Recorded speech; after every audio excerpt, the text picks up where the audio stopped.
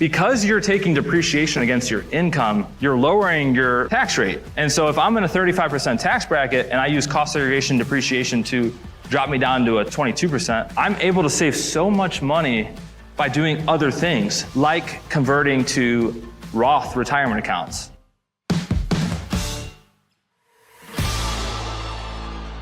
The tax and legal, it's almost like that elephant in the room where nobody wants to talk about it. And well, when you're analyzing deals and you're just getting started, you're focusing on where do you want to invest, how do you want to invest? More importantly, why are you investing, right? Who's investing to change their family tree? Who wants to be who's the person in their family that's changing their family tree right now? A lot. Everybody here has said, I've had it, here's the traditional way to do stuff. Work for somebody else, make somebody else rich for 40, 50 years. But I want to do something different, and that's why we're all here, right? But the tax and legal piece is, a lot of people handle it on the back end. All right, let's get our taxes filed by April. Let's get everything kind of set up after we buy.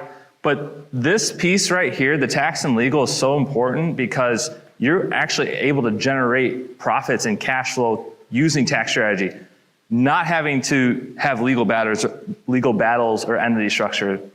So I have the QR code right there. If you use your phone, if you want to get my PowerPoint slides, unless you guys don't already have them, because I'm going to show you some numbers here, and for those in the back may not be able to see the screen as well, you'll be able to pull it up on your phone if you want to look at the numbers.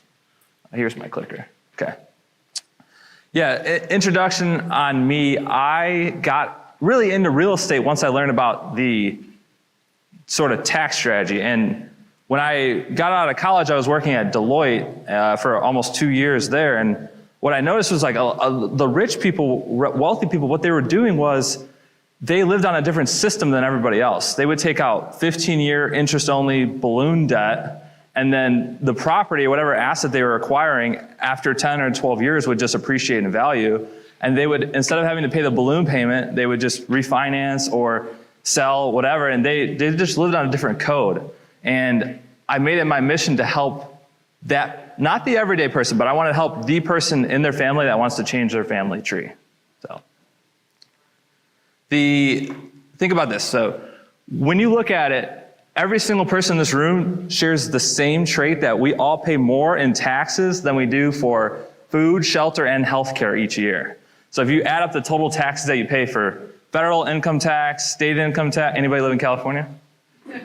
Sorry, nobody? Okay, good, all right. Oh, okay.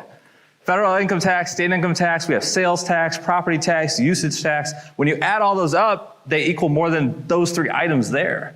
And so if we're able to reduce some of those taxes, think of it as your roadmap to wealth. You're driving and you're in your car. What's stopping you? You got tolls, and you got gas stops. That's your taxes. That's the tax man. We want to keep them away from us as much as we can possible, legally. So this is an important piece here, and this is part of kind of the homework that I had people understand, is that it's not about how much money you make, but it's the vehicle and the shape of how you make it.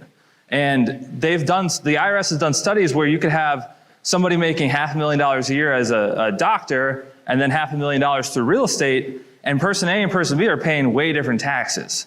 Because it's not how much they make, but it's the vehicle and the shape of form of how they make it. If you make $500,000 a year at your business or as an employee, your tax situation is looking a lot different than somebody who's made $500,000 through appreciation in assets or $500,000 in rental income. So my mantra, what I teach people is, and you'll see kind of my buckets in a little bit here, is how do you convert the bag? How do you take your high earning income potential, the creativity and the unique gifts that you've been given by God to do what it is, the work that we do? How many people are in healthcare? Healthcare, we have realtors, right? We have all walks of life, and you're gifted with those talents. How do you take the talents and you convert that income into passive income assets, right? So it's not about how much money you make, but it's how you make it. And then the key strategy here is, and I probably could have summed this up with 2 sentences, is how do we defer recognition of income as long as possible? So if I have rental income coming in, I have a sale, I have income that's going to hit my books, my P&L. I want to be, in most cases, I want to be able to push that off. I want to defer that as long as possible. But if I have to come out of pocket for something, if I have an expense in my business, I have an expense coming up, I want to be able to accelerate that as quick as possible. So I want to defer income because that means I'm paying taxes, but I want to accelerate any sort of expenses that I might have. This is part of the homework was look at your income buckets. So on the left is going to be that earned or that active income. If I say earned, active, or ordinary over the next couple of days, they all mean the same thing. Earned, active, ordinary income, there's limited ways to reduce your tax liability. So this goes back to that $500,000 a year doctor where their only options, if they're just a doctor, is you have retirement accounts, HSAs, you can have more babies. There's only limited ways for them to actually reduce their tax liability legally. On top of that, they have this thing called, I call it the working man or woman tax, and it's how many people have looked at their W-2 and it says Social Security and then it says Medicare? Well, that's a wage tax that you pay just to show up to work. And how many people think the Social Security system will actually be around when everybody's going to poll? I don't think so. So you have that when you're earned income. And then lastly, the ordinary income, it could be taxed at the highest rate of 37%. So you get, once you get to that 37% bracket, you're like, why am I even working anymore? This is 37%, and then if I'm in California, it's 11 to 13, and then I still have the Social Security, so I'm paying 50% tax on every single dollar that I make. I've had people say, oh, I don't even want to work anymore because half of it's going to the government. But over here on the right, the passive income through real estate, what's crazy is you have the ability to offset the income with other expenses or losses. And what we're going to learn is the great part about this is these losses don't even have to be cash flow losses. There's cash flow income. Cash flow is different than operating net income that you report to the IRS. They're two different things. With passive income through real estate, we don't have those FICA taxes. So right away, any dollar that you make in rental real estate, and I say rental real estate because it's important to differentiate. If you're a realtor or you're doing fix and flips, you're in a business of real estate, it's a little bit different than owning rental properties or owning real estate. But we're going to get into that in a little bit. And then last, the appreciation on your asset is going to be taxed at favorable rates. So you're going to have, depending on what your income lies in, you're going to have 0, 15, or 20%, as opposed to that top 37% tax that you might pay if you were to make that money at your day job. And let's be honest, there's nothing passive about short-term rentals whatsoever, but at least most of the time it's better than showing up to work. Everybody agrees with that? Or, yeah? Okay. At least I think so. So one of the assignments and one of the questions that I'll have for you guys at the end is you have to determine what is your after-tax cost of items. And so this would be really helpful if you guys had my presentation so you could kind of see these numbers. But the way I look at this, everybody says, well, what is a tax deduction or what is a write-off? Or I'm going to go on this trip because it's a write-off. Is it free? No, nothing's free. But what a write-off or a tax deduction is think of it as like a coupon that you go to JCPenney or Sears or Kohl's and they'll give you coupons to come buy their stuff. Well, that's what the government's doing for your business and your real estate. They're saying, hey, Ryan, you're in a 35% tax bracket. You make this much money, you're single. Hey, you're in a 35% bracket. That's your coupon. And then you add on my state tax rate, which is 5%. So now I'm 35% plus my 5%. Now I'm 40% coupon. So the government's saying, hey, Ryan, we're going to give you a 40% coupon to go hire more employees, to go invest in the real estate, to go buy laundromats, to go do hair salons. Whatever it is that you're going to do, we're going to give you a 40% coupon. And so when I have a $1,000 expense, my after-tax cost is really only $600 because I'm getting that deduction, that 40% deduction for me to go use that asset in my business, real estate, whatever it is. Personal expenses are normally never deductible. If we can convert some of those personal expenses to business use expenses, then we're able to deduct them. And we'll talk about that later. So a lot of people ask what expenses are deductible. And this is just a kind of high level list. You have your, advertising fees, cleaning, maintenance, utilities, legal, professional, repairs, supplies. These expenses here, what's important to understand is that it just has to be what's called ordinary and necessary in your business. So the best example that I have is if I'm a dentist, I have to drive to my dentist practice. That's ordinary, right? But is it necessary for me to have $200,000 Aston Martin to drive to my dentist practice and back, right? That's where it gets kind of gray, right? It's like, so it has to be ordinary and necessary in your course of business. Well, if you're like a celebrity, you need to have that car because that's going to help you give reps. So it all depends on what your position, what position you're taking. I have 3 different businesses in real estate. Like I have, the CPA firm, advisory firm, a content business, do speaking, guest speaking, and I'm starting to do syndications. Which business do I want to write off my expense in? That's just all I have to figure out. Also, we're going to, here's the other expenses. These are the expenses that I see people miss the most.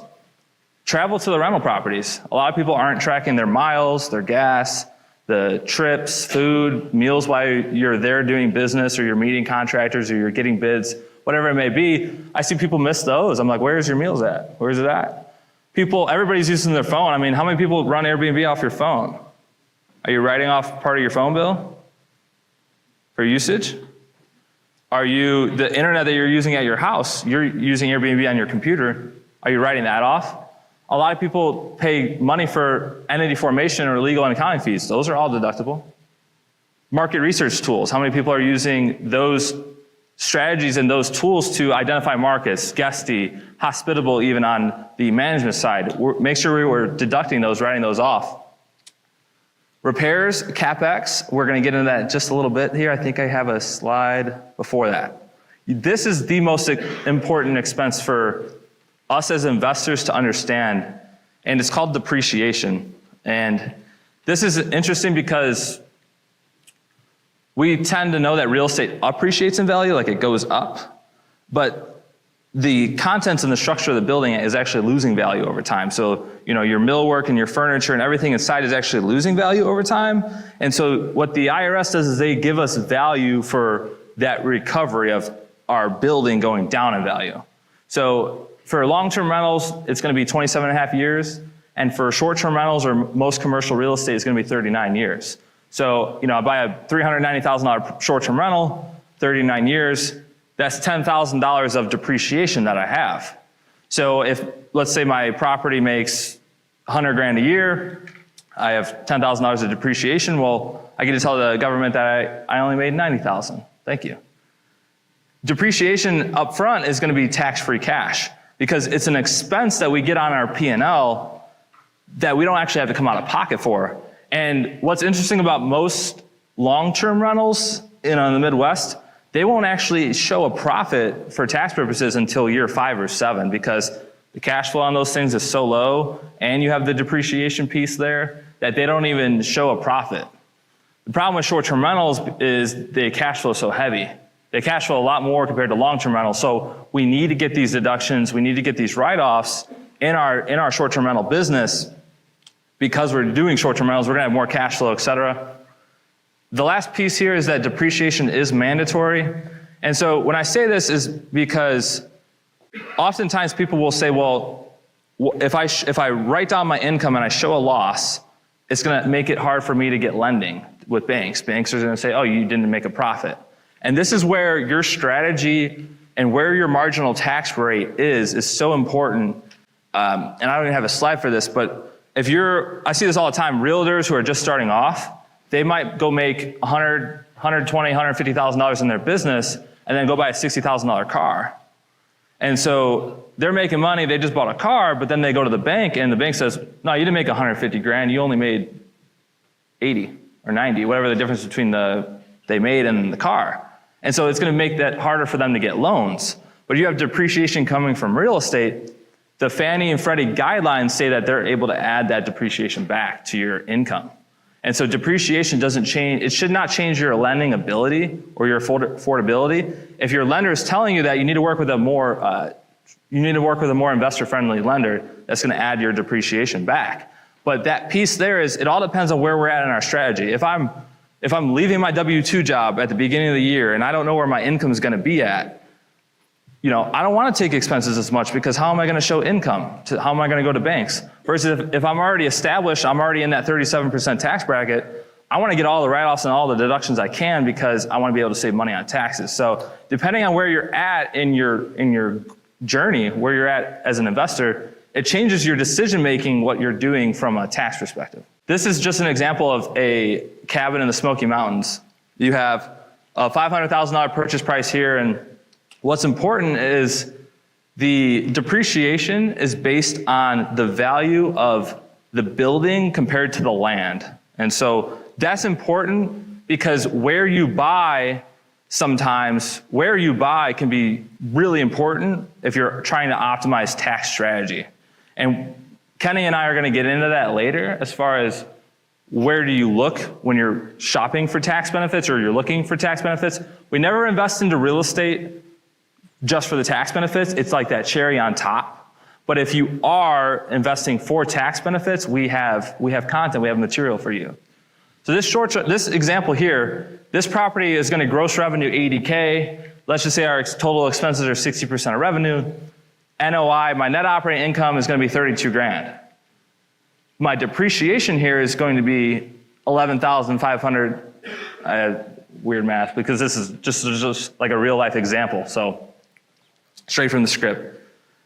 So I get to tell the government, no, I didn't make 32 grand. I only made 20,462.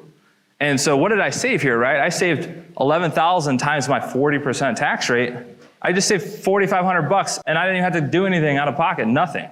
And in this example, my down payment plus my closing costs, let's say I'm in 25%, my year one cash on cash here is 26%. But again, back to the defer income as long as possible, accelerate expenses, I want to be able to speed that up, right? And that's where the cost segregation study comes into play here. And the craziest thing about this, guys, I'm not joking. So I introduced cost segregation study at Bill's boot camp it was here in Nashville last year, October 2nd was the date. It was October 1st because it was the day before my anniversary. So I had to make the trip work out, But I asked, the room was probably about it was either 80 to 90 people. And I said, how many people have heard of a cost segregation study? And there was like 4 people that raised their hand out of a room of 80. And the only person that actually done one at the time was John Hodge. I don't think he's here right now, but. So it's like in a room of 80 people, only one person's ever done it. And then when I spoke in Nashville, did anybody go to the STR Wealth Conference in Nashville? Yeah. When I spoke there, like half the room raised their hand. Out of a room of 850 people, half the people knew. And so it's been this, sort of trending topic, and I want to make sure that I'm doing it justice by introducing this concept here. But the way that I've just seen it pick up momentum and speed over the last couple of years, it just really goes hand in hand because people are trying to set themselves up for success, leave their W-2 job to do this thing full time, to build generational wealth. And depending on where you're at, the cost segregation study can help you get there 100%.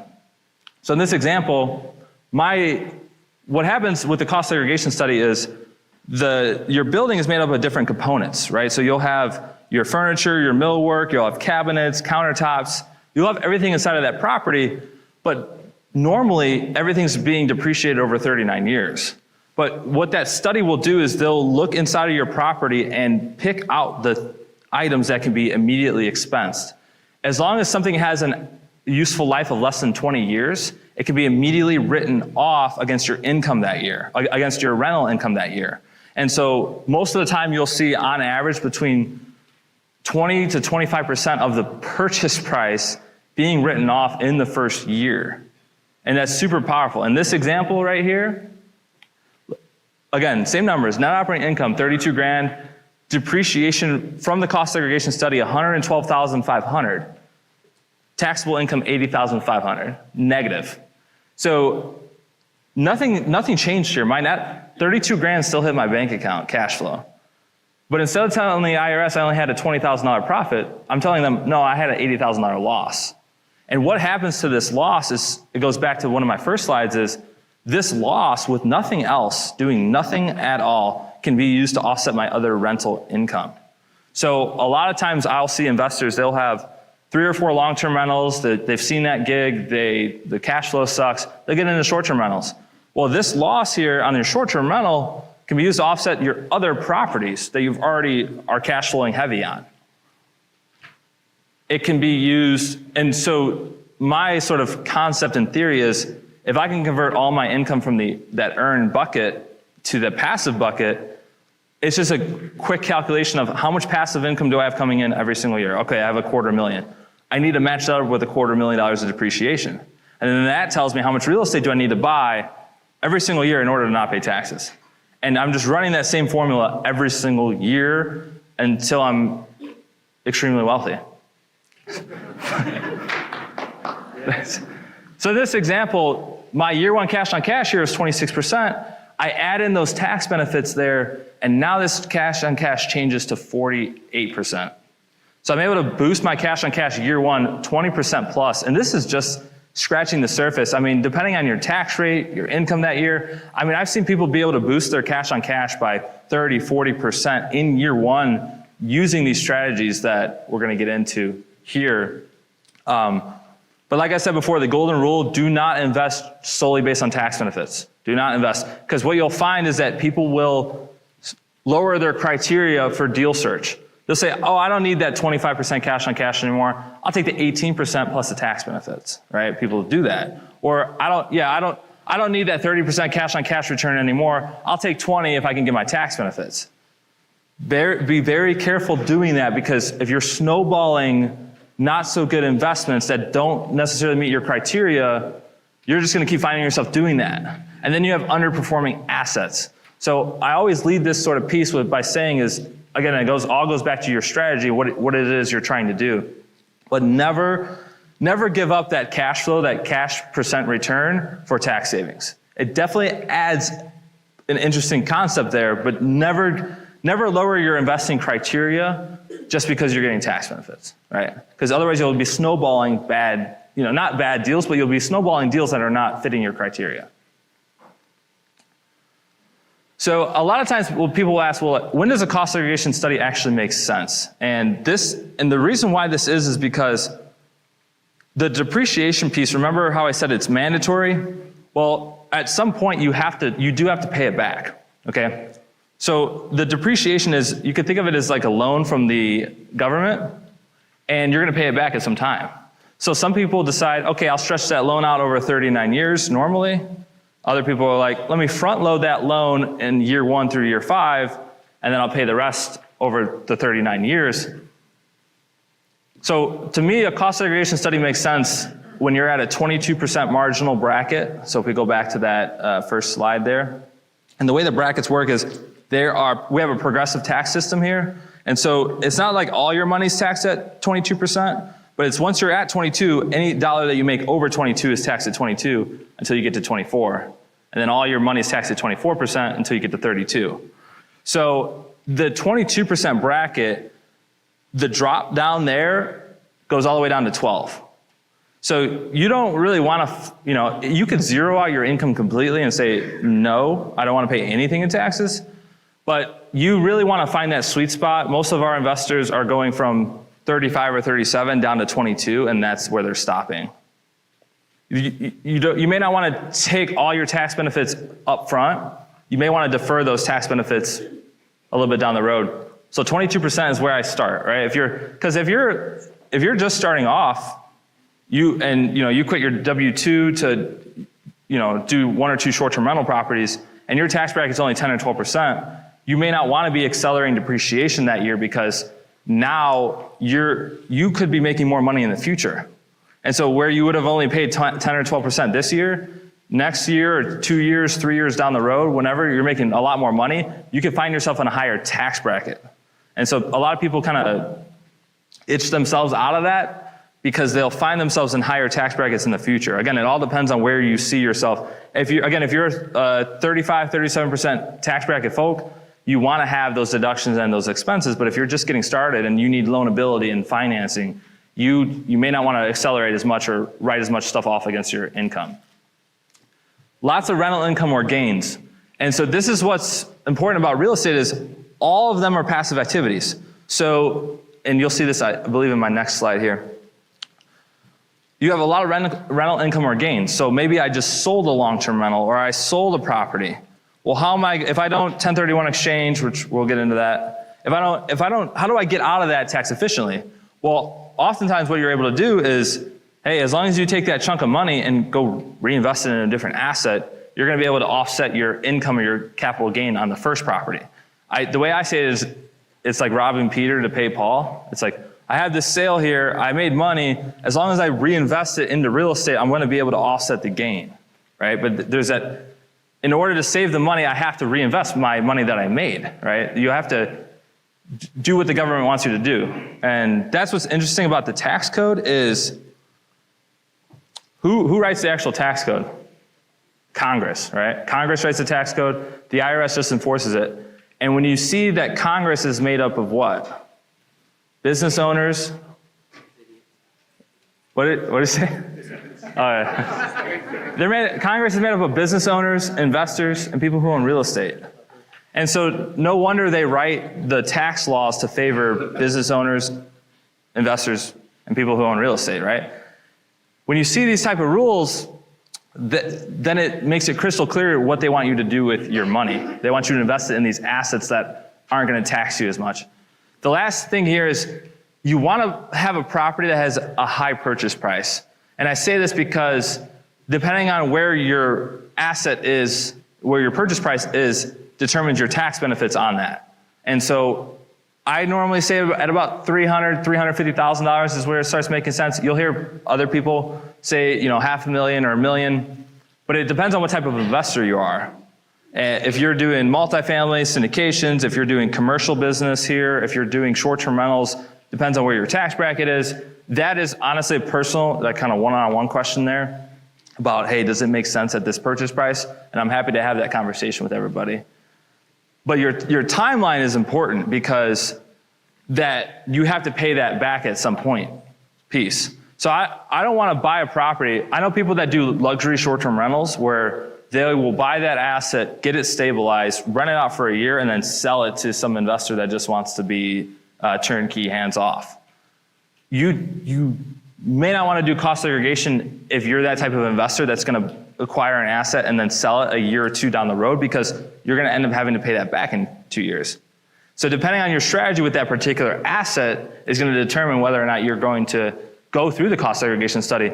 With the cost segregation study, what it comes down to is time value of money. So in year one, if I'm able to save $50,000, okay, I'm going to have to pay that $50,000 back at some point. If I can reinvest the $50,000 of savings, in year 5, that $50,000 is going to grow to $150,000. So then in year 5, I can pay the $50,000 back with the $150,000 that I made. That's when it makes sense. But oftentimes too, what I've kind of do consulting for clients that are about to retire is they're making W-2 income and they're making rental income. So their marginal tax rate is at the highest it'll ever be, right? Because they're W-2. So they're up here. So we want to take our deductions when we're at the highest bracket, but when they move on to retirement age, they're not making that W-2 income anymore, so their tax bracket's artificially lower. So that would be a great time to sell off or sell some assets because you're in a lower tax bracket compared to when you're working in your career, you're going to be in a much higher bracket. So just a little history of these type of rules. Before 1986, it was really like the Wild Wild West, because you could be a doctor, a lawyer, somebody in healthcare, you could be a business owner, make $1 million a year, and as long as you had $1 million of depreciation coming from your rental properties, it would just zero out your income. And so the joke used to be, 2 doctors buy a rental property together, what do you call it? A tax shelter. Because they would buy rentals to offset their practice income, and they finally put a stop. The tax code at this point has been around for almost 80 years. They finally put a stop to that in 1986, where they said, hey, there's this active income sort of component here, your business income, and then there's your rental income. So then they kept those separate. And so what happened is that created the 2 buckets of non-passive and passive income. And real estate, they have the best lobbyists out of anybody, any sort of profession, I think, because real estate agents, professionals, they went to Congress and they said, well, wait, if a doctor has a business that has income and also a business that has a loss, he or she is able to offset that, net those together. But if I'm doing fix and flips, or if I'm wholesaling, or if I'm a realtor and I have rental properties that have a loss, why am I not able to offset those? And that's where this term real estate professional status came into play. And so if you're a real estate agent, a fix and flipper, a developer, a wholesaler, and you're doing that full time, you have the golden cuffs. You have the keys to really, I want to say manipulate, but you have the keys to manipulate what you want your tax rate to be, because you're a real estate professional by trade. You're able to buy pretty much any asset, long-term rental, multifamily, short-term rental, and use those assets to offset your practice income. So I have tons of clients that are realtors killing it, making $500,000 a year. You're single making $500,000 a year, you're paying federally, you're paying $150.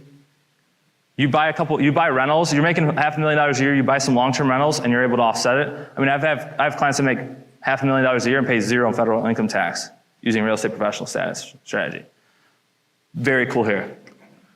Let's see if I have my next slide. Yeah, so passive losses and how they work. So this is interesting. So this is almost kind of what my tax return, I just finished up my 2021 tax return.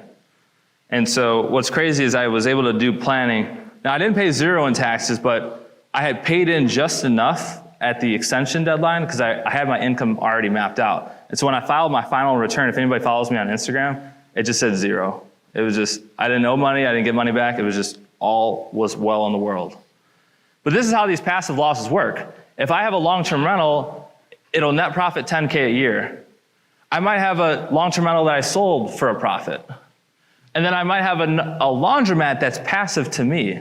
And that's what's important too, is it's not how much money you make, but it's how you make it. Because if you're a passive business owner, it's a passive activity, which means you can offset that income from that stream with passive losses. If I wanted to invest in Tony's realtor business as a passive investor, that's passive income to me. I just give her money, I don't do any decisions, I just collect a check, that's passive to me. I can offset that income with my real estate losses. Don't have to do anything. Do not have to do anything there. No hours requirement that we're gonna get into. It all depends on how you make it. So I have these three assets here. I sold an asset, I have a commercial asset and a long-term rental. They're gonna total up 100 grand in profit per year. But I bought that short-term rental and I'm able to generate a $100,000 tax loss from that. Now I'm able to wipe out the profit from my other activities there. And I'm able to do all of this without any hours requirement. I can have a property manager here, I had a property manager here, I have somebody running the laundromat. I don't do that. A short-term rental, I don't do that. As long as my income is all passive, these will all offset each other. And so that's kind of what I've been teaching people, is how to convert convert your income from ordinary business income to these passive buckets as quick as possible. Because here, if I'm paying 40% in taxes, I would have paid 40 grand on this $100,000 profit, right? Zero. I paid zero last year.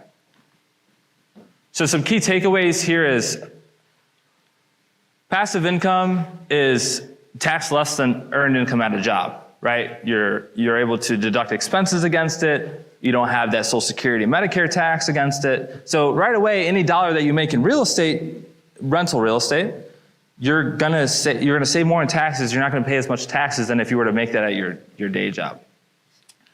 The last piece here is the capital gains, or when you're exiting, when that asset goes up in value, we're gonna be borrowing against it, we're gonna be maybe HELOC depending on our strategy, but there's always an exit plan with real estate. If you dump that money into another asset there, you can defer your capital gain tax bill.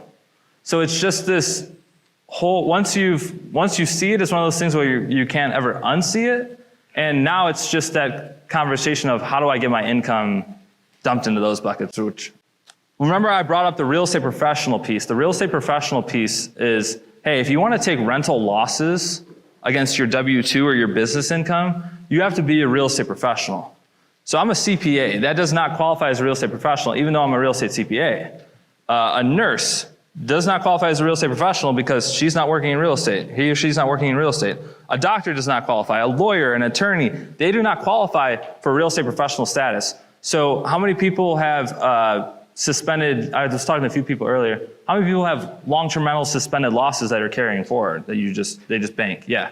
You can't use them until you have other passive income.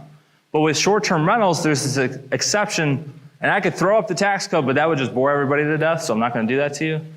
But if you invest into short-term rentals and you actually manage them yourself, if you invest into short-term rentals and you manage them yourself, there's a loophole there where you're able to take that loss against your W-2 or your business income.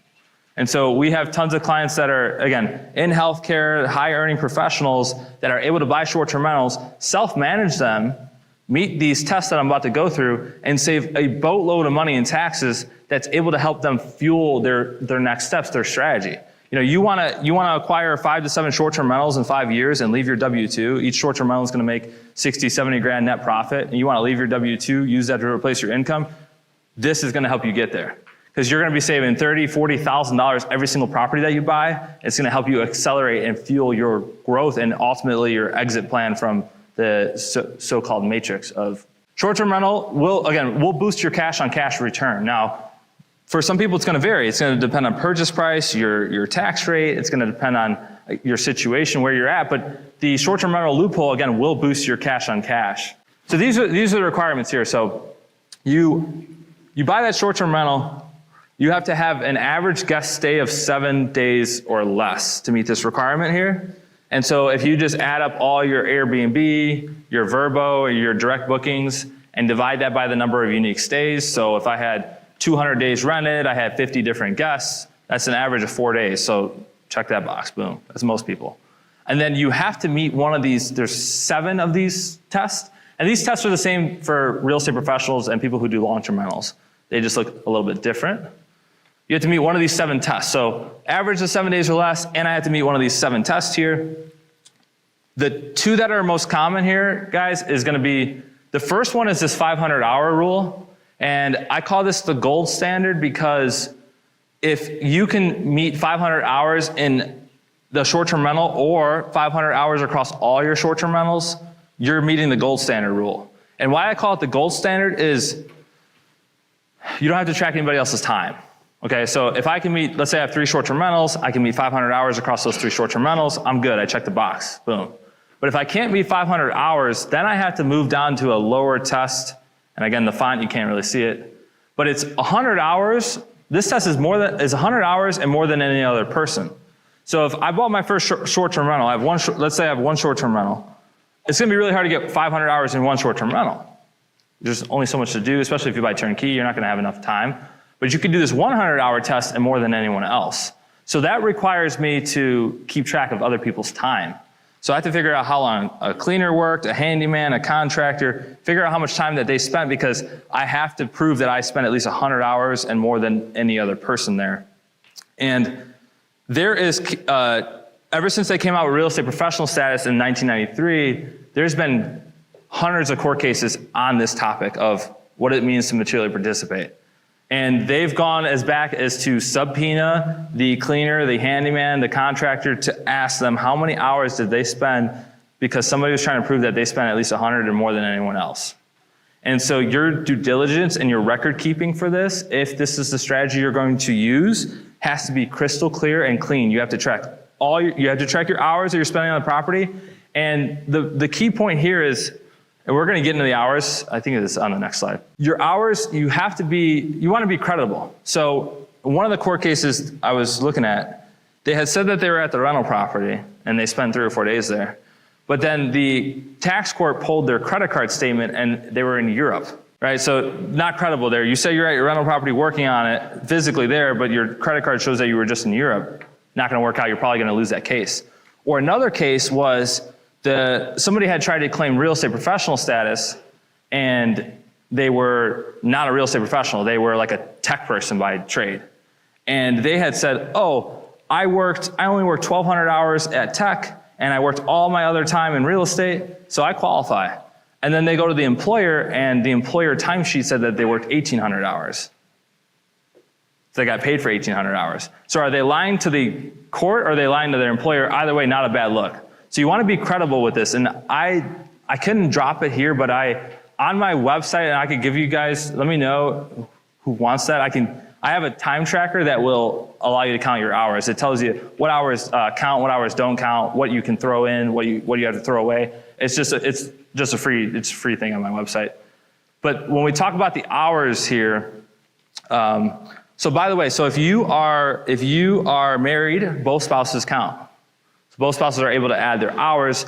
The key thing here is you're not able to count the same time. So if I'm with my spouse and we're both hanging lights or we're both painting, we cannot duplicate that time there. But if I'm at the basement fixing electric work and she's upstairs decorating, then we can both count our time. That make sense? Stupid, I know, but it's just how it is. So here's just another list of sort of the hours that count. The key piece here is that once the property is under contract is when you can really start counting the hours for that property. A lot of people will go back and forth and they'll say, oh, I should be able to count research time, education time. I should be able to count, the properties that I didn't close. But when you look at the court cases there, they're very strict on when you can and can't count. And in most of the cases, they're not letting people count until the property's under contract. So I have the property under contract, then I'm due diligence, inspector, appraiser, I'm getting lending. Those hours are going to count, but not until it's under contract. So all these hours here, right? So when I'm getting the property set up, I'm meeting there to supervise contractors, that time's going to count. Once I do have the property ready to go, all the management time is going to be able to count. Again, just a list of slides of all the hours that count. If you come across something that, if you download the template there and you come across something where it's like, hey, does this count or not? Please let me know. Let me ask me so I can research and look it up, because then I'll be able to add it to my sheet, and then we'll just have this long list of every single hour, anything that you can think of. Does it count or does it not count? Because at least probably once a month I get asked, hey, does this count? And I'm like, I don't know. I'll get back to you though. So if you have something that, hey, does this count? Let me know so I can potentially add it to my sheet there.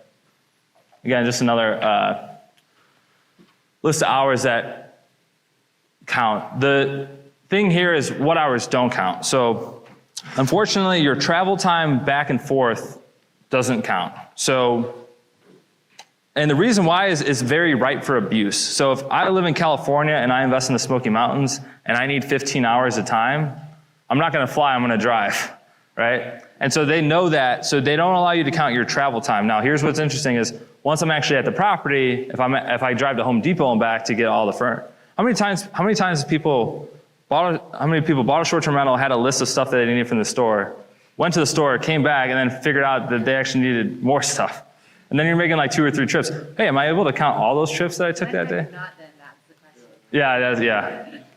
So you're not able to count travel time to and from your primary residence to your rental, but once you're at the rental, then you're able to count time to the department stores and whatnot.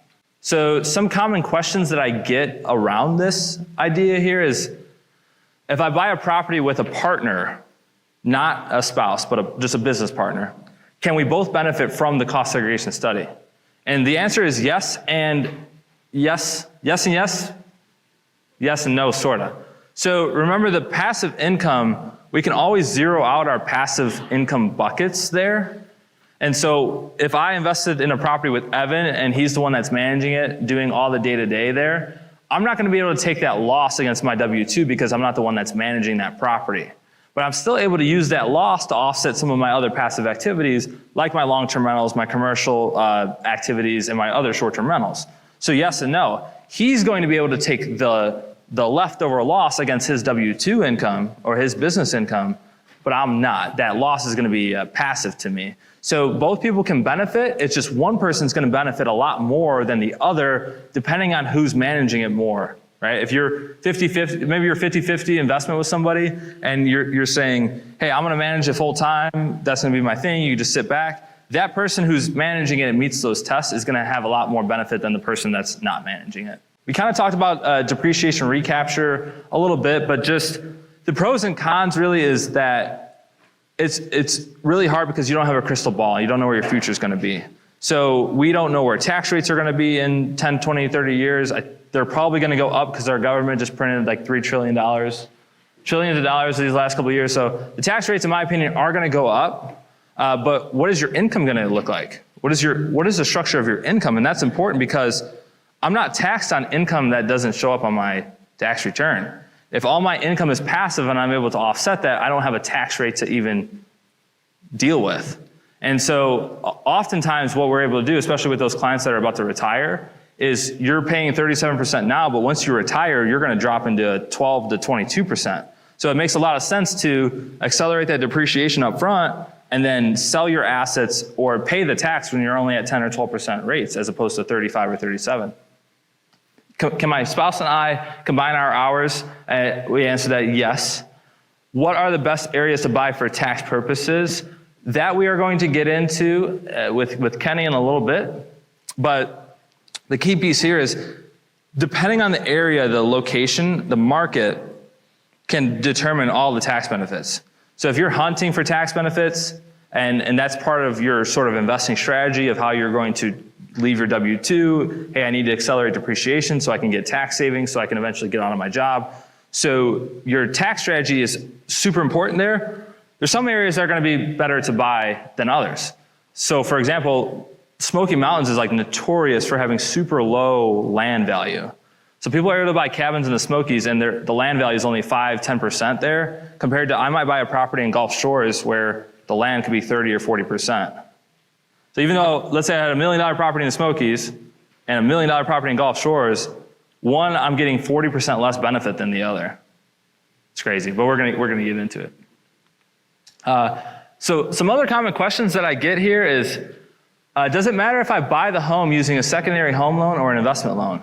So the tax man does not care how you acquire the property. They just want to make sure that you're liable for the debt. So it doesn't matter how you acquire the loan, if it's in an LLC, if it's in your personal name, if it's an investment loan. But that's important about your strategy, especially for people who are have DTI, potential DTI issues. Because if you're working W-2 and you're buying real estate, you'll get to the point where your DTI might be maxed out. You might not have any more loan ability. So you might have to move properties inside and out of LLCs, et cetera. So we see that come up all the time. How should I be doing my bookkeeping? When is the right time to hire a bookkeeper? So when I spoke in Nashville a couple months ago, I said, hey, if anybody wants to ask me a question, you can find me on Broadway, just buy me a drink, I'll answer whatever you got. And this guy came up to me and he goes, Ryan, I'm a doctor, W-2, I make this amount of money. I have 7 short-term rentals and it's not enough for me to quit my doctor job. I'm like, you got 7? And he goes, I'm like, where are they all at? Oh, Smoky Mountains. And I'll go, and then he goes, I'm finding it hard to find the time to be able to buy more properties because I have 7 properties that I'm doing. I'm like, you're doing your own bookkeeping, aren't you? And he like did not even respond. He just kind of like nodded down. I'm like, outsource that shit right now. How long is it taking you? Oh, 2 to 3 hours per property per month. I'm like, dude, that's 20 hours a month that you're spending doing bookkeeping. Like, I don't want to say bookkeeping is low ROI or low level task, but dude, how much is your hour worth, man? How much are you making at your W-2? Oh, making 750 grand. Okay, how many hours you're working a week? How much is your hour worth compared to how much time you're spending doing bookkeeping, right? So you have to figure out, what is my opportunity cost there? And I'm like, hey, you free up that 20 hours of time. Okay, yeah, maybe it costs you, $50 an hour, $60 an hour for a bookkeeper, but you free up that time and now you have 20 hours that's 4 hours, 5 hours a week to go find more properties. That's how you're gonna get out of your W-2. Stop doing your own bookkeeping there. And hopefully that'll trickle down to other aspects of his investing there. Same thing about the personal name or the LLC. That's going to depend on your asset strategy, your entity protection, again, your DTI too. You buy it in your personal name, it's going to trip up your DTI. You buy it in an LLC, it's going to be, it could potentially be off your credit and not going to be subject to DTI. So that's going to depend on your strategy. Me personally there, with the LLC stuff, I'm looking at an equity number because we all know, when you buy in your personal name is when you're going to get the best terms and rates. When you buy a conventional in your personal name, or even how many people bought a primary that they've converted to a rental? I've ran that playback 3 times now. So, but you buy it in an LLC or business entity, you're going to get lesser favorable terms and rates than if you were to buy in your personal name. And that, I'm going to talk about that in a little bit about, oftentimes what a lot of people do is will refinance in their personal name before they move it into an entity because they get better terms there. That last question, when do I need a tax strategist? That's going to depend on your your bracket, what are you doing for the year, where you're at in your investing journey. Because I see it really, really important on the ascension and then the descension. So it's like, how do you acquire, how do you scale your rental portfolio? You're gonna want a tax strategist there. But once you get it set up and you understand, you learn the code a little bit, you can kind of pump the brakes on needing to work with somebody maybe one-on-one personally there. But on the descension, how are you going to exit your portfolio? That's also super important of how you're going to get out of these assets. Those are really good times to have a tax strategist, or you could just have them all the time because it keeps me in business. But so some advanced strategies that we're able to implement using this piece here is that because you're taking depreciation against your income, you're lowering your tax rate. And so if I'm in a 35% tax bracket and I use cost segregation depreciation to drop me down to a 12% tax bracket or a 22%, thanks, I'm able to save so much money by doing other things, like converting to Roth retirement accounts. Everybody know the difference between traditional and Roth? Anybody? Who said it? You know? No, I know. Okay. Which one's better? Roth. Why? Because you can take it back tax-free, but you don't get the deduction when you contribute. Right. So all the earnings in that account are growing tax-free. When you pull it out, it's tax-free, assuming you're 59.5. Or there's some other exceptions, but versus the traditional, all of it grows, it earns and grows, and you pay taxes on the way out, right? So what we want to do here is we want to be able to lower our tax rate, invest into Roth retirement accounts or Roth assets, and then now that is going to earn and grow tax-free for the rest of our life. So where I was in a 35% tax bracket before, I'm able to drop my income down to 12%. I don't want to invest in Roth accounts at 35% because I'm paying 35%. But if I'm able to drop my tax bracket down to 12, I'm only paying 12% to do Roth retirement accounts, Roth conversions. That could easily, just 1 year doing that could easily save me hundreds of thousands of dollars, if not millions, over the course of my life, because now all my assets are in Roth retirement accounts. So I had a client this year where we implemented a strategy where they had $250,000 in traditional assets. They're 35% tax bracket most of their entire life. So when they put that money in, they got a 35% tax deduction. But now it's going to earn and grow tax deferred. They got to pay tax on the way out. What they were able to do is they quit their W-2 job. They didn't have any income for the year except they bought these short-term rentals. And they were able to, with 2 short-term rentals, they were having enough depreciation there that she was able to convert her entire retirement balance from traditional to Roth. And so now she has $250,000 in Roth assets that we were later on able to what's called self-direct your retirement account. So now she's got this $250,000 war chest that's all Roth assets there that she's able to go buy these interesting deals like mobile homes and RV parks and all these creative deals inside of her retirement account by using these strategies. And another one there is those Roth conversions. So Roth conversions is just when you have money in a traditional 401k and you convert it to Roth. You pay taxes when you convert it. This is a great year for that because everybody's 401k is freaking down, right? Everybody's 401k has lost money for the most part. So this is a great year to do that, coupled with if you have losses coming that are hitting your W-2 income, now you're able to lower your tax bracket, convert it over to Roth. I plan on converting we'll see how my account goes. I plan on converting almost $150,000 from traditional to Roth next year using this strategy. That 150, I talked to a guy, I met this guy, I was playing golf with these guys in Scottsdale. And I met a guy that he had a $300,000 self-directed IRA and all he did was buy land in it. Because that's what he knew and understand. You want to invest in what you know and understand, right? Everybody, if you know real estate, if that's your gift, why have your money invested in the stock market when you could do what you know and understand? So this guy had $300K in a self-directed IRA that all he did was buy land, do land leases, and I don't want to say he got lucky, but he got lucky. So he ended up owning a piece of the land that when the Rams came to Los Angeles and built that SoFi Stadium. Has anybody been there? It's like the newest football stadium. It's huge. It's like a spaceship inside of the stadium. He owned a piece of land that eventually the NFL bought from him to build that stadium. So his retirement balance went from $300K to $5 million in 7 years. And it was all Roth. It was all Roth. So now he's able to, and he's already over 59. So he was able to withdraw, he went from 300 to 5 million in 7 years, 5 to 7 years, and he was able to pull out that out tax-free because he had Roth assets. So, or if you just want to sell off assets because you're in a lower bracket, right? If I have a business that I'm trying to sell, but I'm already in a 35% tax bracket, I don't want to sell the business when I'm in a 35 bracket. I would much rather wait when I'm in a 12% bracket to sell that business. So just really creative strategies that once you've taken the time to kind of know and understand what is going on with your tax rate, you're able to do these other really creative strategies that, nobody's really talking about traditional versus Roth retirement, but most of the people are building wealth through their 401ks.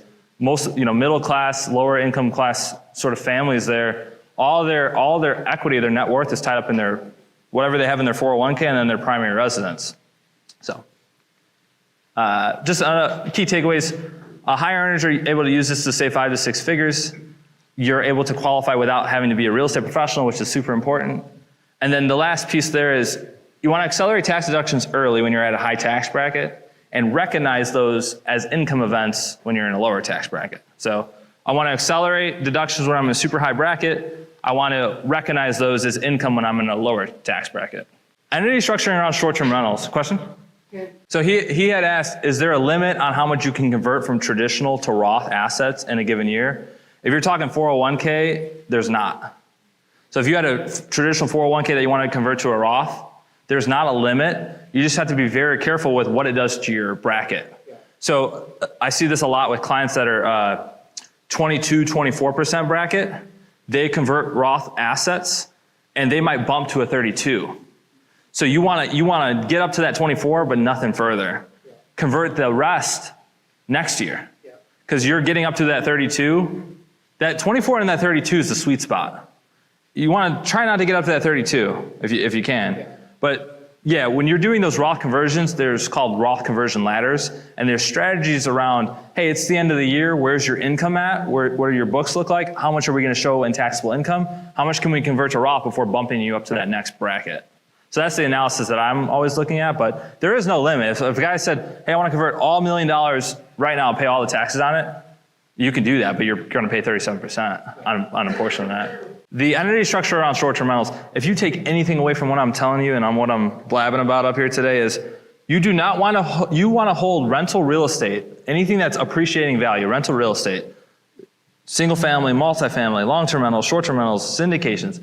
You want to hold these assets in your personal name with a really good umbrella insurance policy, a single member LLC, or a multi-member LLC that's taxed as a partnership.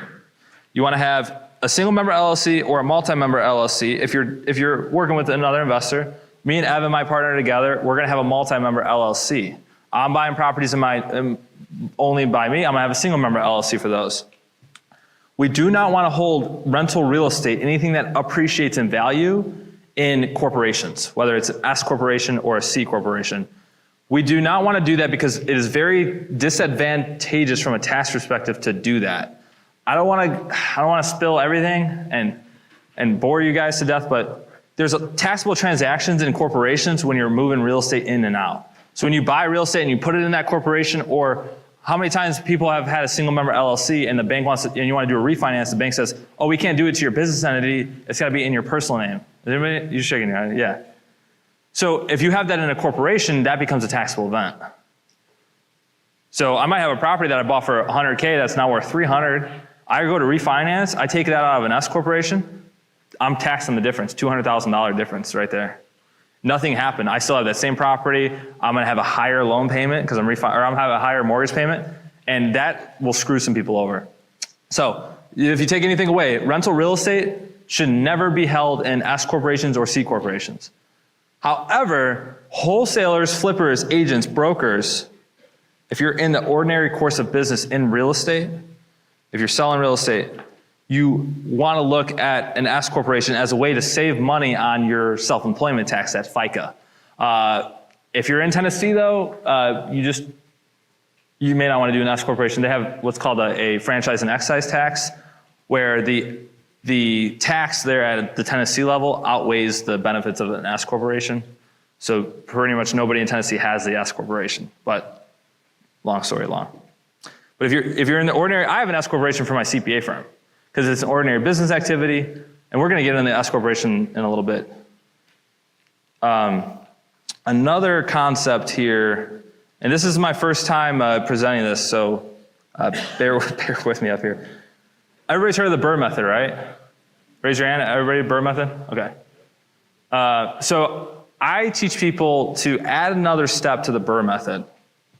Well, you're like, oh, wait a minute. There's already 4 R's in there. How many more do you want to add? So what's interesting is expenses on your property, all the costs between when you purchase your asset and when you place it into service are going to be capitalized and depreciated over the useful life of the property.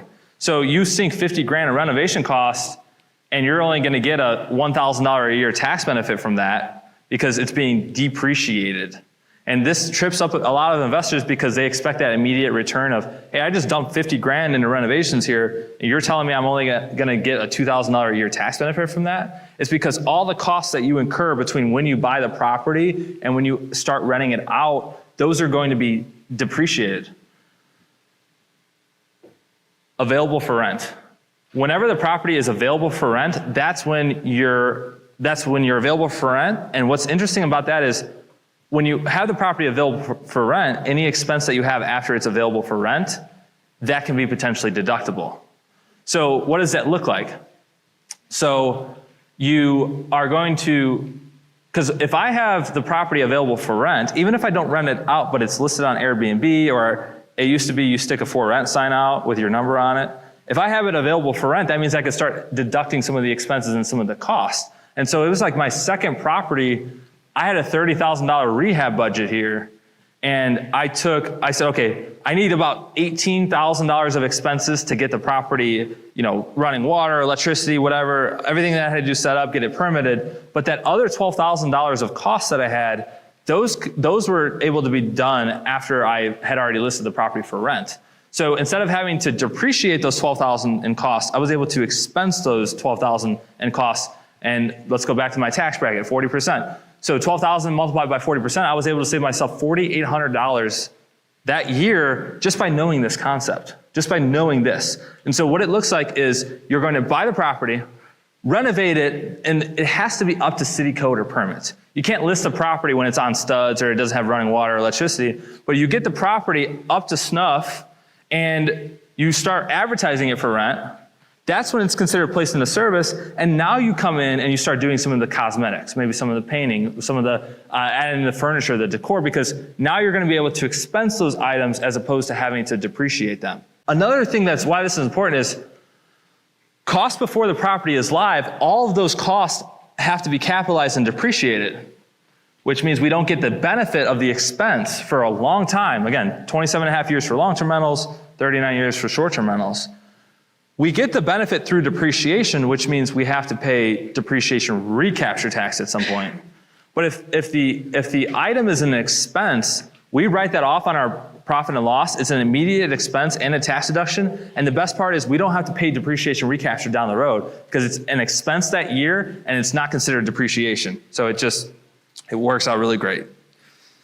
Closing costs here, just to let you know, like some closing costs, they're treated differently. So there's 3 brackets of costs.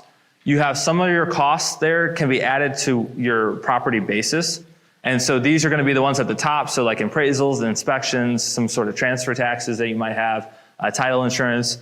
You have costs that are added to your what's known as your loan basis. So those are going to be like origination fees, points. You have some costs that are currently deductible. So any sort of property taxes and escrow you might pay, or interest or insurance. This is just interesting to note and kind of like gut check your CPA or your advisor to making sure that they're listing these costs here, because I've seen people miss these, and oftentimes it could be $5 or $6 grand a year that they're missing out on in deductions. So your closing costs, again, not immediately deductible, but they'll fall into one of these 3 buckets here. So we are going to debunk some LLC myths now. An LLC will save you money on taxes. No. A lot of people think that. You're going to be taxed on a rental property the same way whether or not you have an LLC or not. The LLC is just there for liability purposes. I need an LLC to deduct my expenses. No. You do not need an LLC or business entity to deduct expenses. If I walked outside my house right now and said, I'm Ryan, I'm going to be walking dogs today. I have expenses, I have marketing, I'm able to deduct those costs whether or not I have a business entity or not, okay? So you do not need an LLC to deduct the expenses. I need an LLC to get started. No. And I say this no because a lot of people will get hung up in the paralysis analysis of just how do I get started? How do I get into this rental game here? Do I need this entity? Do I need this? Just get started. And the best story I have for this just happened where I had a friend who's high W-2 job, wants to get in real estate full time to leave his W-2 job. He's like, Ryan, I want to do co-hosting. I want to find 3 clients. I'm going to get $100,000 properties. I'm going to charge them 15%. I'm going to make 45 grand on 3 properties. I'm like, okay. What do you got? Well, here's these profit and losses, and I'm going to these owners, and I'm talking, and I got to get I'm like, dude, just go start. Just go start. And what happened was he got connected with a lady, and that deal didn't really work out, but she had a friend that owned 10 properties, 10 short-term rentals that were being poorly managed, no books, no anything, no automation, no anything. They were all 100K grossing properties. And when he wanted to have 3 by the end of this year, now he's got 10. And you think that lady that has 10 doesn't know friends that also have probably properties too? And so that's the key there of just not getting hung up, just get started. And so what I'm saying is you do not need an LLC to get started. An LLC will make me bulletproof versus the IRS and creditors. Absolutely not. The LLC will justify that you're in a business activity there, and so you're going to be able to deduct some expenses there, but an LLC is not going to allow me to deduct that $200,000 Aston Martin versus if I just bought it without an LLC. So that's a common misconception. An LLC is easy, right? I just file the paperwork and that's it. No, you have to file the paperwork with the Secretary of State. Every single year you have to re-up, you have to reinstate your LLC, or you have to file paperwork to keep it going. Luckily for me in Illinois, it's pretty easy. They have this form. They say, okay, did you do business last year? Okay, good. Sign your name and pay $75. That's how easy mine is. But some states you have to file a return. Some states you have to do returns, pay taxes. In California, they have an $800 minimum LLC fee. Just have an LLC, $800. If you have an LLC, if you're doing business in California, $800. Terrible. Illinois, $75. But it's cold, so. Also, too, an LLC needs to have a separate bank account and an EIN number with the IRS. So normally what happens is you'll file your paperwork with the Secretary of State, you'll get your paperwork there, you'll go on the IRS website to get an EIN number. Be very careful, depending on your LLC, to make sure you're a single member LLC and you don't sign up as a partnership if you're not a partnership. And then you'll take your LLC paperwork and your EIN, and then you'll go open up a bank account. Each LLC needs to have its own separate books and records. So for each LLC, I need to have a separate bank account with its own books and records for each LLC. A lot of people want to DIY this stuff for LegalZoom or kind of just do it themselves. If you're a solo mission there, if you're a one-man shop, one-person shop, like I set my stuff up, but if you're dealing with partnerships where you're investing other people's money or you're in it with other people, you need to have an operating agreement. If you're a multi-member LLC, absolutely. Even single-member LLCs, the banks will be like, where's your operating agreement? I don't have one, it's just me. I make the decisions, it's just me. Like, oh, we still need to see your operating agreement. I'm like, why? It's a single-member LLC, it's just me. They still want to see it. So especially in a multi-member LLC, you're going to need to have an operating agreement that's going to state the terms. What happens if somebody passes away? What happens if somebody dies? Like, how many people know the difference between tenancy in common and tenancy in, what's the other one? Joint? There's a third one, isn't there?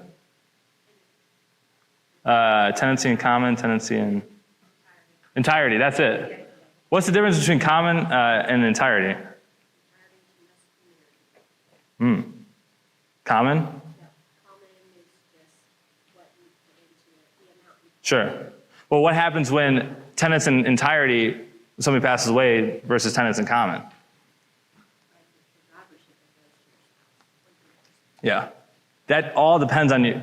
It all depends on your LLC. It all depends on those rules regarding that, what it is that you have going on with that asset purchase or that business, et cetera. So this is a strategy that I was talking about a little bit earlier where equity stripping kind of, before I go to put that property in my business entity, I may want to refinance that in my personal name because I'm going to get better rates, better terms. But also now when I'm moving that equity into a property, there's less at risk there for creditors and people to come after or potential lawsuits. So for example, if I have, let's say $250,000 of equity in a property and I put it in an LLC and then I get sued, well, they can come after that $250,000. But if I have, let's say I refinance and now I only have $80,000 of equity in that property, I'm going to look a lot less appetizing to potential opposing counsel or creditors. Not a taxable event or not a taxable event. So anytime you take out loans, whether it's cash out refinance, although you probably don't want to do that right now, or a HELOC, it's not a taxable event. So that's another interesting strategy we're going to get into is being able to borrow against our appreciated assets, be able to do that tax-free, and to be able to deploy that capital into other business ventures in real estate. Personal use in our rental properties. So who invests where they want a vacation? Who invests where they want a vacation? Well, when you use a property for business and personal use, there's certain rules there. And what I want to key you guys in on is they do not let you have your cake and eat it too. So you can't claim something as a business expense, but then you're also using it personally a lot. And the rule is 14 days personal use or 10% of your total rental days. And you know you're in the tax code whenever a sentence starts with lesser than the greater of. What does that mean? Lesser than the greater, what? Well, it's 14 days personal use, everybody gets 14 days, or 10% of the total rental days. So if I have 170 days rented, then I get 17 days personal use. All good. If I have 80 days rented, I still get my 14 days. All good. Just be very aware of this because if you trip these rules up, they limit you on the deductions and the expenses that you're able to take because they'll say, well, hey, a portion of this property, all these expenses were attributable to your personal use and not your business use. And one of the expenses, the number one expense that they'll try to take away is your depreciation. They will try to take that away if you violate these rules. And so lastly, there is a day where you work at the property for at least 4 hours does not count as a personal use day. So all you people that are like renovating a property for 20 days, you're probably like, thank you. Okay. Yeah, a day where you work there for 4 hours does not count as a personal use day. So what I want to touch on here is, again, the tax man doesn't care how you buy the property. It's going to be taxed the same way, essentially. What's the big piece here is that you get appreciation and depreciation on the purchase price, not your down payment. So if I have $50,000 in the stock market getting 10% versus $50,000 that's invested in $250,000 of real estate, I'm getting appreciation on the $250,000 as opposed to the $50,000. It works the same way with tax benefits. Whether I put 10% down on a property or I buy it all in cash, I still get the same tax benefit. And I did a podcast a couple months ago about the difference between, let's say somebody's got $100,000 and they buy one property, all cash, it's cash flowing heavy, or they take that $100,000 and they buy 4 properties, levered up. What does that cash flow look like? And in a perfect environment, the person who's using leverage will come out 9 times out of 10. But what about when things don't go right?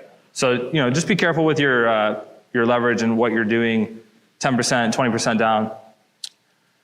The last thing there is beware of the lender requirements for days use. So some people, when they're buying secondary home loans, what I've seen is the lenders want to see that you're actually using it as a secondary home. And so on the tax return, I wish I could show it, but nobody wants to see that. There's actually a box that says, well, how many days did you use it for personal use? And banks will say, hey, you bought this property as a short-term rental for us, but you didn't stay in it at all. And our requirement is that you use it as a short-term rental. So number one, either you can't go back to that bank that you got the first loan from, or you just have to make sure that you get your days that show up on your tax return there. Another concept we'll talk about is Anybody know that you can buy real estate in your retirement account? That is super powerful because you're able to control your own destiny, right? You invest in what you know and understand. So my guy that does the land leases and only knows land, he's just not investing in other stuff because he doesn't know that. You invest in what you know and understand. And so, you could do a lot with the retirement accounts. You could buy businesses, buy real estate. People buy crypto in their retirement account, although I would never do that. You can buy a lot of stuff in your retirement account, and not a lot of people even know this. And the reason why here is financial advisors don't make money when you take your IRA and buy real estate. It's the same way financial advisors may not make money when you buy real estate. How many times people had an advisor, it's like, oh yeah, you may not want to buy real estate. It's because they don't get paid. They don't get their AUM fee or whatever it is. So kind of find those trusted people that are going to teach you these things of, oh yeah, you could use your retirement account to buy real estate, but who's getting money there? And that's why this concept is not pushed too much, because you have to see who's getting paid. So just some of the pros there is, again, invest in what you know and understand. Your retirement account maintains the same form, whether it was traditional or Roth. And just a little nugget here is, an interesting strategy is if you have a property, when there's a down market, you can get an appraisal on the property and convert your retirement account to Roth, because now your retirement balance is based on the appraisal of the property, not what your deduction was. So a lot of people in 08, what they did was they had all these properties that, yeah, you're sitting there, you're like, yeah, crazy, right? Like a lot of people in 08 that had self-directed retirement accounts, they were able to get an appraisal and convert to Roth. The cons to this, though, is there's no self-dealing. So you're not really able to kind of manage your property. There's rules on what you are able and able not to do. Most of the time that people that do self-directed IRAs, they're doing them passively. And so they're not the lead partner. They're just kind of like an equity partner or a passive investor there. So I'm taking my retirement account and I'm starting to buy campgrounds and RV parks with it, where I'm just kind of passive, hands off. You could do so many creative things with the retirement account. One of the things that I had a conversation with somebody yesterday about is you may lose out on some tax benefits in the retirement account, because real estate's already tax advantaged in its own way. And if you have the real estate in a retirement account, the depreciation that comes from the real estate, you don't get to use to offset your rental properties, because your IRA is its own taxpayer. And so depending on where your strategy is, you may or may not want to buy in your retirement account. You'd much rather buy in your personal name so you can get the depreciation against your other business income. We'll go back to S Corp. So what is an S Corp, not an escort, okay? S Corp, S Corp. I had somebody say, what are you talking about escorts in your podcast? I'm like, no. S Corp, S Corp. What is it and when to use it? When you have an active trader business. Your business is profiting, what do I have there? 60 grand? Yeah, 60 grand a year, it kind of looks there. 60, 70 grand a year. And then the last piece there is you are in a state that has favorable S Corp rules. So like I mentioned before, there's some states that have these additional taxes. So California, Texas, Tennessee, New York City are kind of the culprits here of it's not beneficial to be an S Corp maybe in those states just because of how they write their state law. But so this is an example of somebody making $100,000 a year net income. Let's say I'm walking dogs for $100K a year net. Okay, I'm Ryan, I'm walking dogs. I'm going to pay federal income tax $14,000. My self-employment tax is going to be $15,300. That's if I'm making $100,000 net income and I don't do anything. I set up an S corporation and I pay myself what's called a reasonable salary, a reasonable compensation. So if you're a realtor running an S corp, you know this. I'm a CPA, I know, of course I know this, but you figure out what that reasonable compensation is, and you're able to save in the self-employment tax, because the amount that you take as a distribution from your business is not subject to the self-employment tax. So in an example where I'm making 100 grand a year walking dogs, I'll pay myself 40 grand a year, I'll take 60 grand as a distribution, and I'm able to save $6,000 in I'm able to save $9,000 in self-employment tax just by having an entity. So then you outweigh the costs of, okay, I have to put myself on payroll, I have to file an extra return, and oftentimes people are saving $6,000 to $7,000 net per year for their entire working career. It's super powerful there. So again, back to the whole mantra, how do you defer recognition of income but accelerate expenses? And so the first one we're going to talk about is the cash out refinance or the HELOC. And why I like this one is because of the speed. It's typically you'll kind of send in your W-2s or your recent pay stubs. They want to verify that you have income. You're going to get appraisals on the property. And it's quick to harvest that appreciation that you've built in the property. It's also a non-taxable event that we talked about. So the IRS doesn't deem a loan as a taxable event. So as I'm able to scale my properties and borrow against them, it's not a taxable event. Ownership. I don't have to sell my property. I don't have to give up that cash flowing asset. And that's the difference between people who are fixing and flipping real estate and people who are buying and holding. Because the fix and flipper, they're going to go make $100,000 a year, let's say in profit, between what they all in for and what they sold it for. But then they're going to go pay a 40% tax bill. Versus I'm the person that's buying and holding, I'm going to make that same $100,000 spread there. I'm just going to borrow the difference. So instead of having to pay the 40% bill there, I'm able to borrow the difference there and not have to pay the 40% tax. That's why the code incentivizes owners, not people, not business, not sort of fix and flip or, something there. The other strategy, the 1031 like-kind exchange is, here's where it has to be very careful. A lot of people will jump to this thinking that this is what they need to do every time.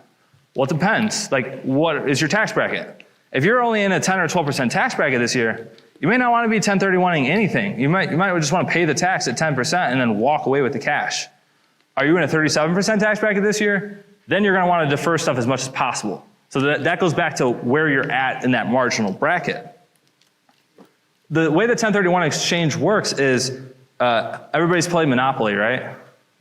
So you have those 4 green houses and then you trade up for the big red hotel. That's how the 1031 works. As long as you sell your property and trade up, or trade for equal or more value, you're able to defer that capital gain. So if I have a $200,000 capital gain that I was going to pay 20% on, that's $40,000 in taxes. As long as I take that money and I roll it into more properties, I'm able to get away from that bill, that tax bill.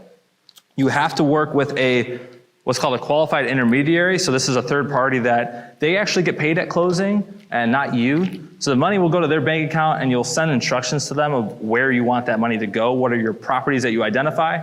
And so typically you'll have 45 days to identify your replacement property or properties. And then you'll have 180 days to close on those properties. Now, let's talk about strategy. In a seller's market, this can be very hard to do because those properties that you identify could just be off the market.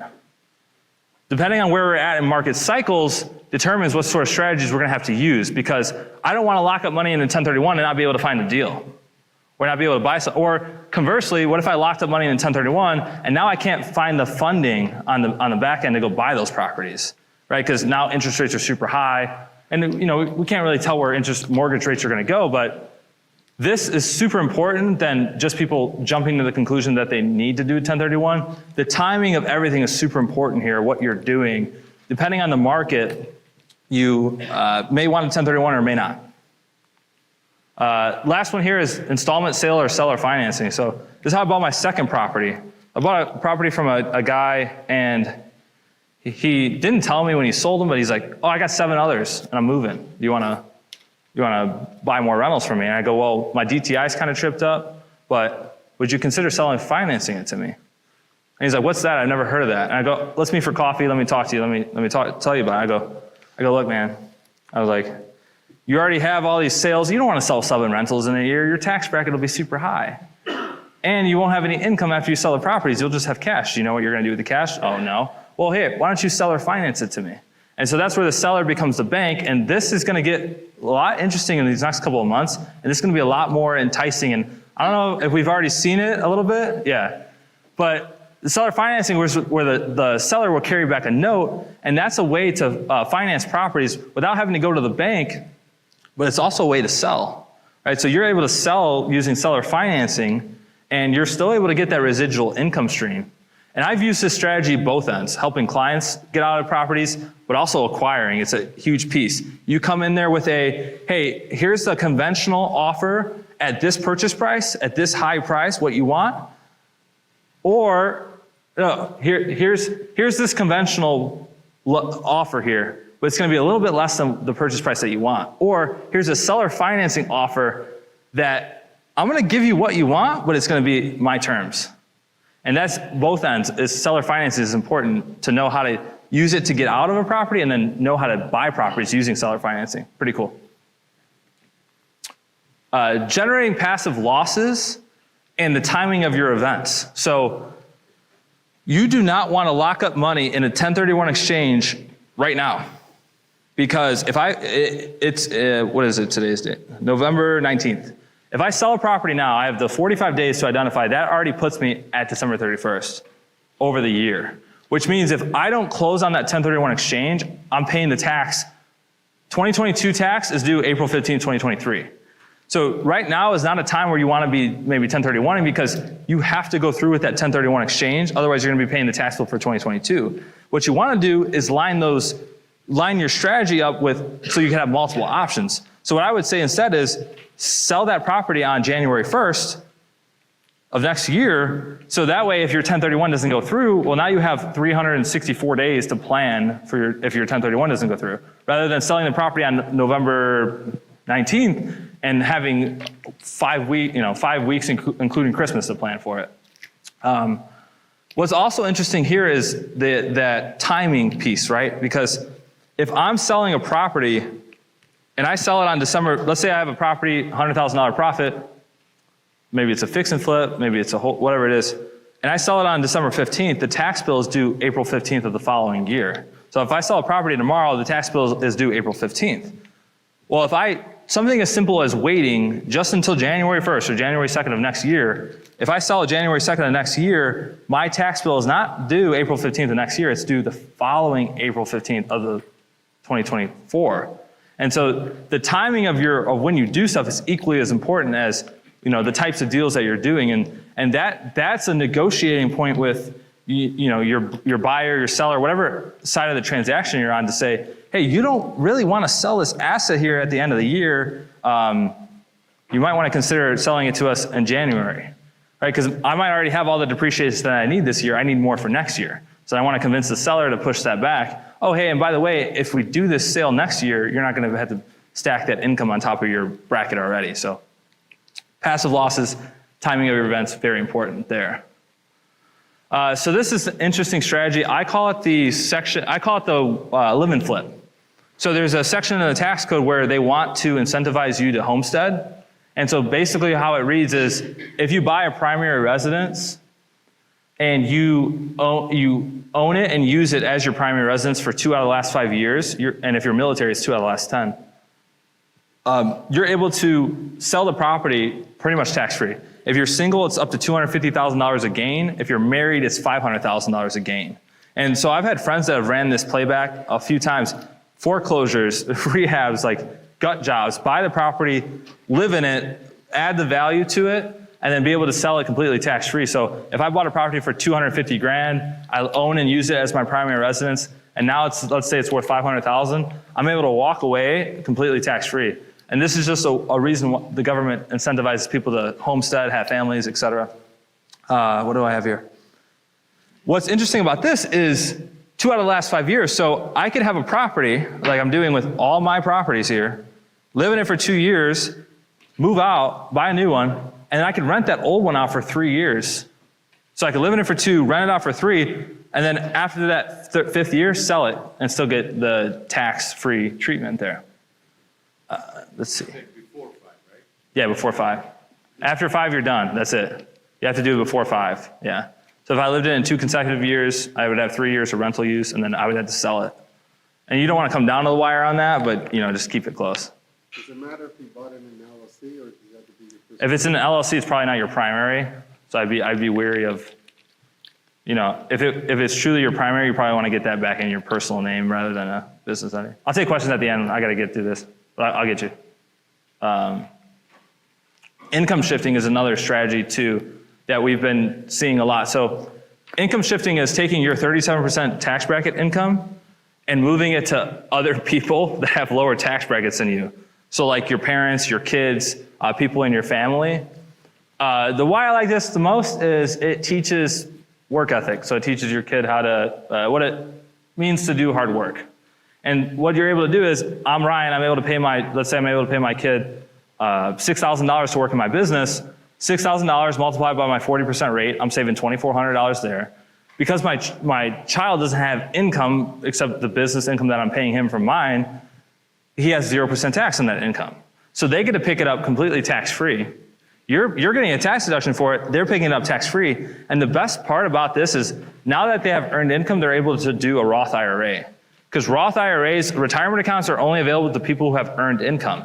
And so how is a kid that's 13 years old going to get earned income from a job? Nobody's going to hire them. I will in my business, theoretically speaking, right?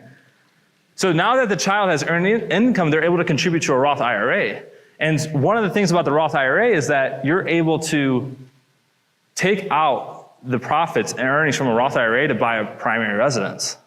So I have clients that are paying their kid that's 15, 16, 17, building up that Roth IRA, and then so when they're 21, 22, and it's time to buy their first primary residence, what do? They go buy a duplex, live in one side, rent out the other.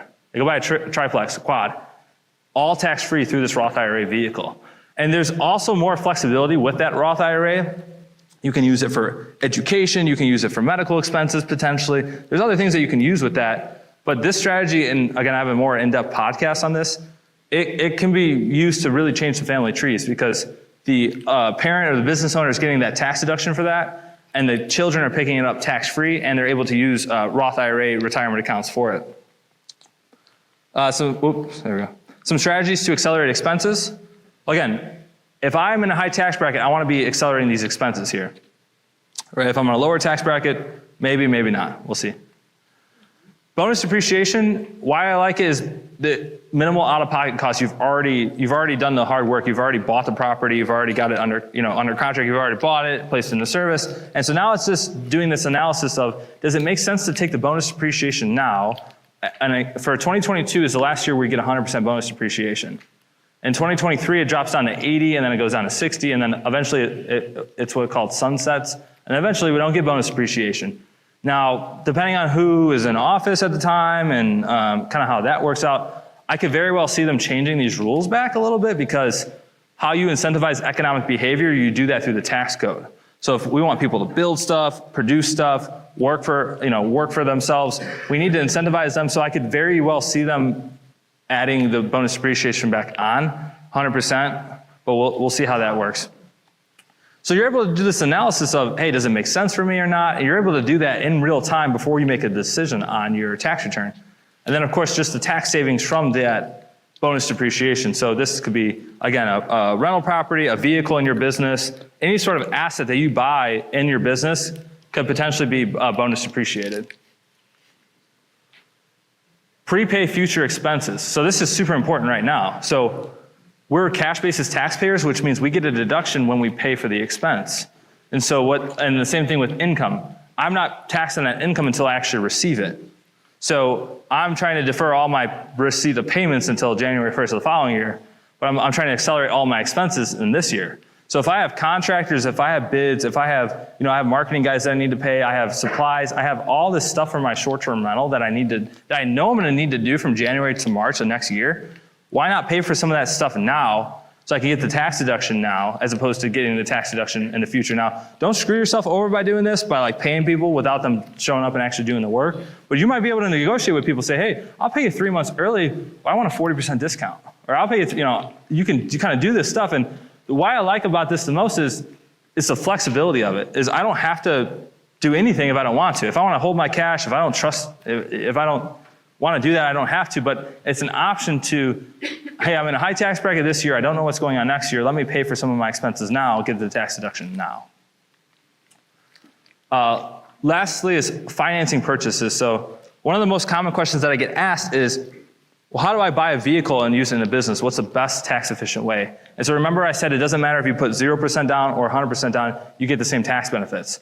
And so financing, for the most part, financing purchases, so even they let you finance, what did I see the other day? Like a music instrument. It was like $400. They're like, oh, you can make $39.99 payments. It's like, dude, if you got to finance a $400 instrument, you do not need to be buying that. But with a car, right? If I have a $50,000 car, maybe I put $5,000 down and then I have a 5-year note. I'm putting $5,000 down, $50,000 write-off in my business at my 40% tax rate. I'm saving 20 grand in savings, and I only put $5,000 down. And so it's how you work, again, but you got to go back to your bigger picture. If I'm a realtor and I'm making 100 grand, I'm not buying a $50,000 car because the bank's going to say, oh, you didn't make 100 grand, you only made 50 because you needed that vehicle for your business. So it all depends on your strategy here, but just know it doesn't matter how much you put down, you get the same tax benefits and the same deduction there. So me personally, all my businesses are remote for the most part. I just had to start going to real estate investor meetings in Chicago so I could write off my vehicle because I didn't have an excuse to be able to write it off before. So now I started going to these local meetups in Chicago. But that's all that I have here. We went through a lot. We did a lot.